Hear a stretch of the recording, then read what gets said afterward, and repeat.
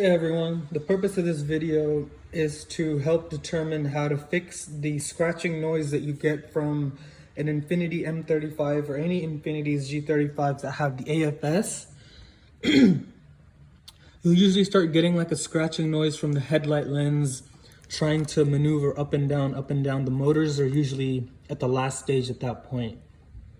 What you can do for this is you have to disconnect the engine, or not the engine, but the headlight motor. And on the M35, it is right here. You have to remove this panel right here, which I'll go ahead and just show you. You click it.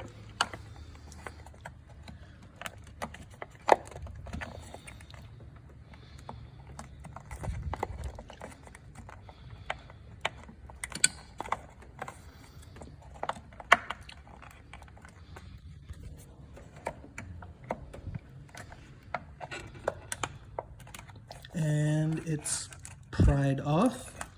Once you've pried it off, just move it to the side somewhere. And you'll see this connection right here, which I have taped off. And I'll have this gray connection right there attached to the where I have it taped off.